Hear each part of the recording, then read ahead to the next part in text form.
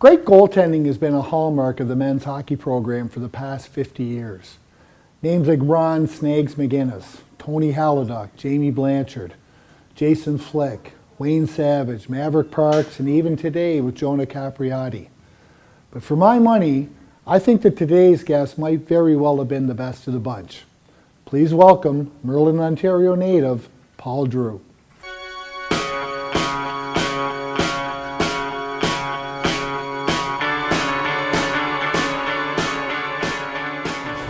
Paul Drew, thanks for hosting us in your office today. Here. Oh, thank you. Yeah, it's good to be back at here. It's been a while, but yeah, protecting the net here. Yeah. So, Fuzi, one of the things that always interests me is when players come from away, I'm always kind of interested in what it was that brought you to UPI in the first place. And everyone has their own circumstance. And what was your circumstances that led you here to UPI back in the mid-2000s?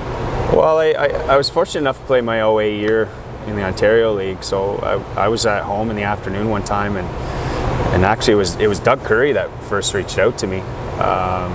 He had called, and it was a great conversation because I hadn't had any schools really reach out quite yet, so he was pretty early.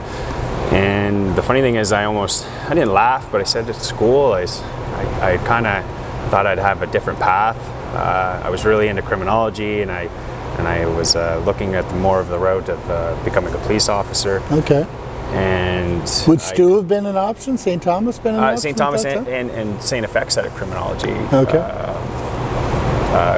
Same thing, criminology program. And when I asked me, I kind of laughed and said, "I'm not much of a school guy, truth be told, Doug."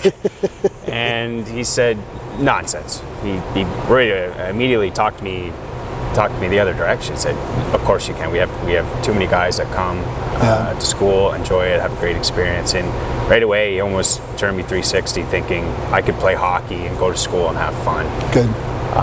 Afterwards, though, the funny thing is, I never heard from Doug after that. Obviously, there was a transition with Mike.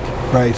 And when Mike Kelly took over, it was a bit of a situation where I was talking to other schools, and I had kind of commit to a school. But then that school turned around and revoked it. Right. I was sitting there, "Excuse me, we're about 3 months out." And he said, "Don't worry." The gentleman I was talking to said, "Don't worry, someone's probably going to call you." And sure enough, Mike Kelly did call. And, cool. And I was pretty excited. He flew me in right away and gave me a tour of PI, and I fell in love with it. Right. So on that note, Puzy, if you look at it, there was you and 6 of your teammates. I find this kind of interesting, who decided to make PEI a permanent home. You had Patty, Josh Patterson, Craig Foster, Johnny Brieux, Adam Campbell just moved home recently. Aaron Dawson, Jason Kowalski. And Tyler Kenny too. Tyler Kenny. Yeah. I bumped into Jason Kowalski at the grocery store of all places, and I said, "What are you doing here?" And he said, "I moved back." So. Yeah. So you came here to play. What kept you here?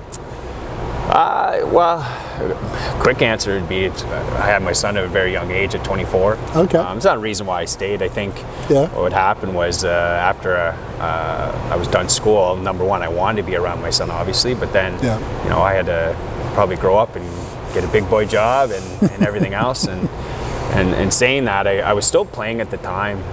When my son was about to be born that December, I decided to go away and play hockey. But then when I came back, I found out other opportunities to play at home and work at the same time and still play hockey and enjoy the game. Sure. But obviously what made me stay here is mostly it was my son, but at the same time, here in PEI is very similar back home. Yeah. Cost of living, lifestyle, the people are very, very similar. It's a slow big pace. Farming community. Big farming community, slow pace of living.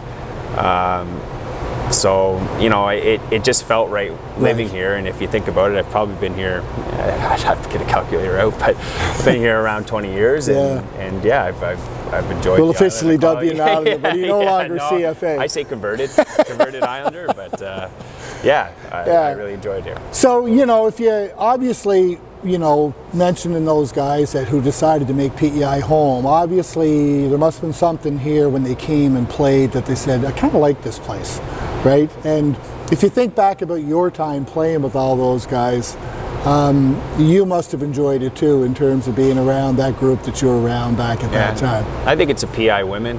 They don't want to move anywhere. No, and it was. I think more or less when I jumped right into the work field, right away I was doing medical care. I was EMS. I was a PCW at the time, patient care worker, resident care worker. I was doing it. I was just working as many hours as I could, and when I had a newborn, right away I just thought I had to take care of my family and whatnot. But those guys staying definitely did help at the time. Craig Foster was here as well, and Jeff McDermott was even here as well, finishing his schooling. And it was great to have those guys around. So it was an easy transition to the island, but some of the other guys that were on the island too ended up staying as well. So that were locals, and helped me quite a bit. So clearly goaltending's continues to be a big part of your life. It's been a big part of your life as a player and even as a working adult, still doing the same thing. But so I think I'd be remiss if I didn't ask you a few questions about the position. But were you always a goaltender? And if so, was there what attracted you to the position? I mean, you're not a big physically statured guy or anything like that, right? So what was it that brought you to the position? It's funny. I was having this conversation just recently. Somebody asking the same thing, more or less. How to get goaltenders probably playing more in PEI. Back then, one of our goalies ended up getting hurt, and there was no goalie. Okay. So you wouldn't be able to do this today. They just shoved a player in the net, no gear or anything like that. I mean, that's maybe kids back in Merlin were pretty tough and just jump in the net. So what ended up happening was they threw me in there, and I did pretty well. So well that I almost got a taste of it. My dad was looking like, "Did you really like that?" And I said, "Yeah, I really enjoyed that." Wow. And sure enough, it was kind of set from there. You were hooked. I was hooked. It was at a young age. I was a novice age, and especially playing with no gear. I thought, Dad, you better get me some new gear. Number one, but I just thought, I think this could be a niche for me. So from there, like growing up, I think one of the things I really enjoyed was going to the goalie camps, goalie clinics. I went to a gentleman, his name was Paul Cohen. He was really good to my family too. I have 4 older brothers and a younger sister, so you can imagine putting them all in minor hockey. This Paul Cohen was absolutely amazing to my family, helped us out all the way through. And it's good to have people like that in your life. Big time. And honestly, he's the big reason why I ever probably went anywhere as well. He was a really good goalie coach. Taught me how to skate, taught me how to make proper saves, everything else. Just the strong fundamentals. And from there, I got to work with him. And I thought, growing up, he's been my biggest mentor probably in terms of the position. And I owe him a lot. A lot. So Posey, if you think about it, you had 4 years in Plymouth, 4 years UPI, you had a cup of tea in the coast, even a cup of tea up in the old league, in Quebec, in the North American League there. That must have been quite an experience. Maybe that'll be a part 2 interview. But if you think back, you would have played against some good players. Was there ever any players that you felt that you owned, or conversely, any players that you felt maybe you really struggled against and they kind of had your number? How I kind of more looked at it was teams. What teams did I do really well against? What teams didn't I? Honestly, when I played in Plymouth, I was well insulated. I had the best D. You had good numbers. I had good numbers because I had good D. I had really good D. I was well insulated as a goaltender, especially my first 3 years. But saying that, no, when I looked at it as teams, like the London Knights always had good teams. Kitchener Rangers always had good teams. Our best rival was always the Windsor Spitfires. And you know what? Those 2 teams, probably Windsor and London, because they're so close for the home. My family were always around to come watch me play, so I used to get up for those games quite a bit. Sure. And I don't think I ever lost to the Saginaw Spirit, truth be told. Maybe once in my entire career. I can maybe say that. I can brag about that. Yeah, but good. No, there was some players that obviously had my number. Like Ben Eager was really good. I had some good games when he was in Oshawa. Corey Perry's another one. If I wanted to start name dropping, there's some good NHL players that moved on that probably had. He did okay. He did okay. Yeah.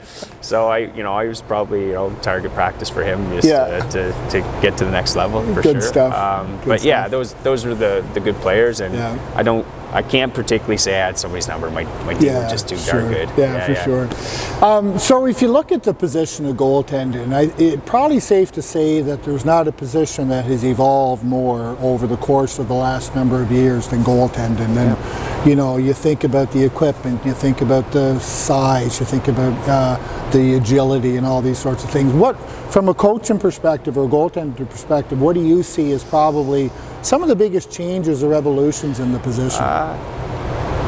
Probably number one is the gear, the equipment. Geez, like I went home recently and I picked up my old pads, and geez, they're just you'd think they'd stuff with deer hair. You look at some of your old pictures; they're kind of funny to look at. They're funny. They're short and stubby, the pads, but they're just, so you pick them up, they're like rocks. Yeah. And then it's funny because now I'm goalie coaching, obviously, and I get to see the goalie's gear and wear some of it, and I put it on my leg. Number one, it doesn't have 100 straps on it. Yeah. And number two, it's just Velcro. You strap it on in 2 seconds and you're right out on the ice. Tell me this, Corey Hirsch did a little modification of goaltending gear a few years ago. Are you a fan of that?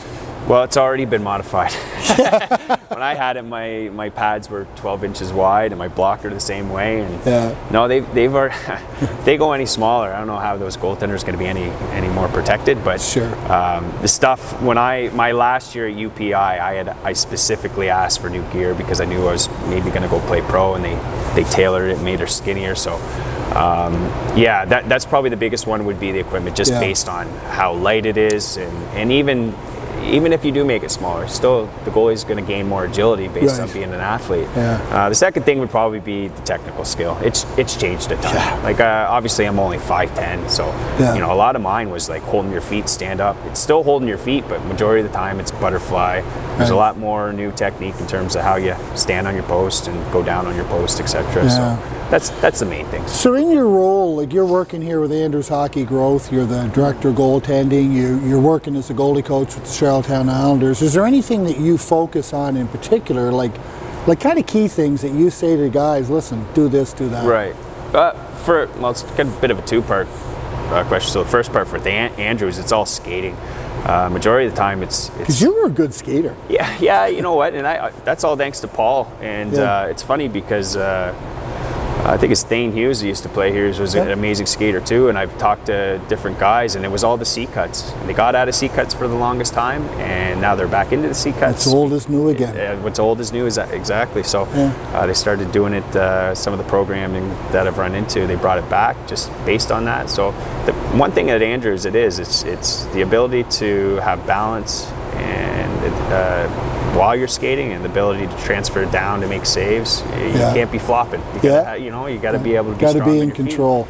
The second thing with the Islanders, it's really fortunate that we practice when we do. We practice at 10 o'clock every single day, and it's fantastic for me because it's just with the job I have at Andrews, it gives me access.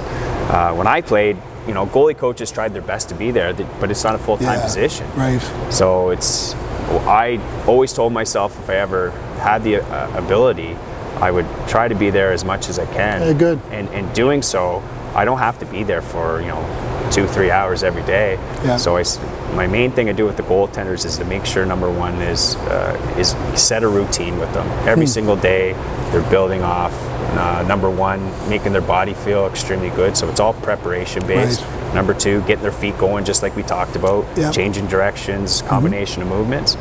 And the last one is warming up their eyes. So when guys are coming in, and goalies love it, they just come screaming into the blue line, they shoot, warm up, they're stopping pucks and not letting any in. Good. Yeah. So Posey, when I look at your statistics, specifically, with the teams, the team record wasn't that great.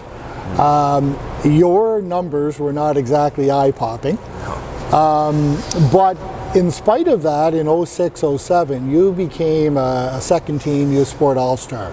And so despite the team's lack of success and maybe your individual big numbers, the fact that you were able to do that and still become a CIS All-Star or U Sport All-Star speaks to me that that's a pretty impressive body of work. Yeah, you know, it probably has to do with, well, the bad numbers, number one, probably has to do with probably my inconsistency in some games. You know, some teams, and again, if you didn't show up and you weren't prepared, they could pot 10 on you, no problem. Sure. Yeah. But I think it has to go back after our first year.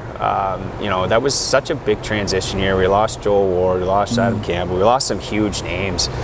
And what happened too is Mike Kelly ended up moving on and getting a really good, prolific job in the American Hockey League. And so that was tough. That was a tough transition for the team because we had a bunch of new guys, a bunch of island guys especially. And honestly, I think from there, we still had really good teams at the same time. Dylan Taylor did an amazing job with what he had to work with. And I think some people forget that. Even my second year, we went 1-14 in the first half. We got our first win after the fourth game against Dalhousie. But what people don't talk about is actually we went 7-6 in that second half.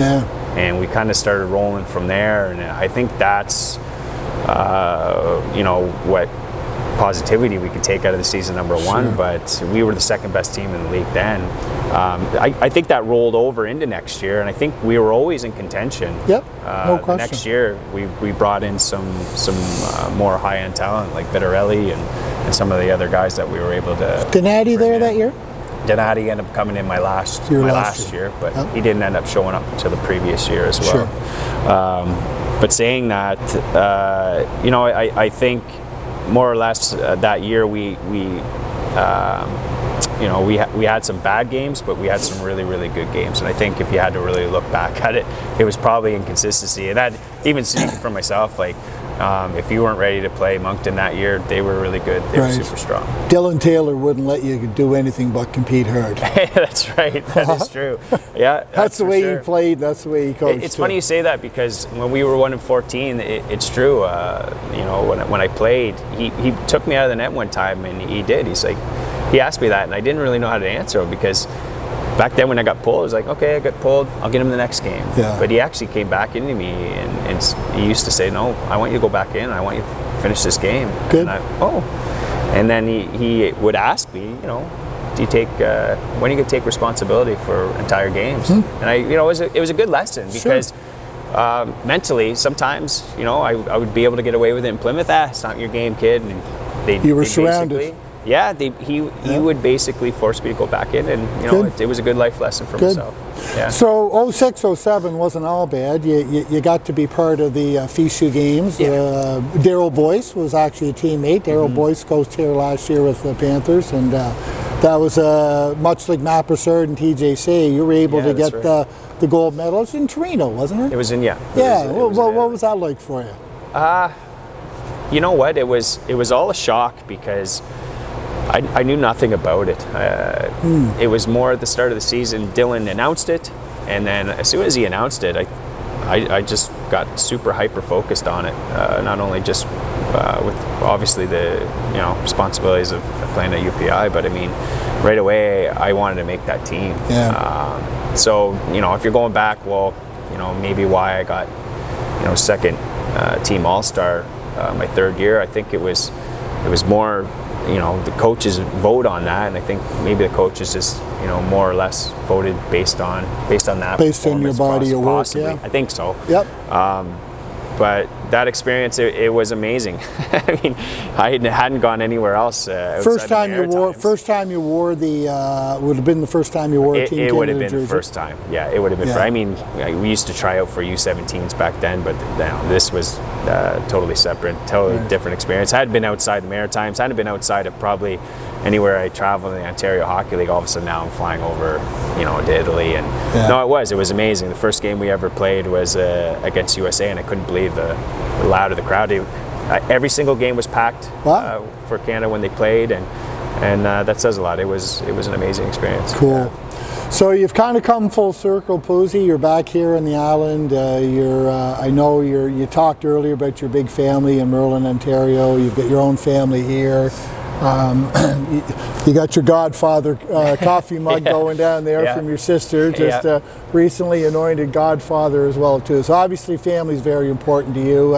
How's family life for you here in Prince Edward Island now? It's fantastic. I just, I had 2 newborns. They're about almost 10 and a half months apart, Irish twins. If you can imagine, just you got the red hair. Yeah, they do. Yeah, my wife as well. So kids won't be skipping that. But yeah, no, Russell is turning 14 months coming up here on the 10th, and Rilla as well is turning 3 months on the 5th. So yeah, no, family's growing. I got my 14-year-old boy Noah as well. Yeah. He's in grade 8, goes to East Wiltshire over in Cornwall. So does he play? Life's good. He does. He's part of North River. He plays Bantam A. Sure. So cool. I'm the goalie coach for them as well. Awesome. Jeez, you're a busy man. Yeah, that's right. Well, you know, in the island, buddy, you've got farming gets in the blood, fishing gets in the blood, right. Horse racing gets in the blood, and goaltending's clearly in your blood. So thanks for being a great Panther, buddy, and thanks for sticking around and helping the next generations of goalies on the island. Thanks for coming on. Thanks, I really enjoyed this. Thanks, Thank you buddy. for your best.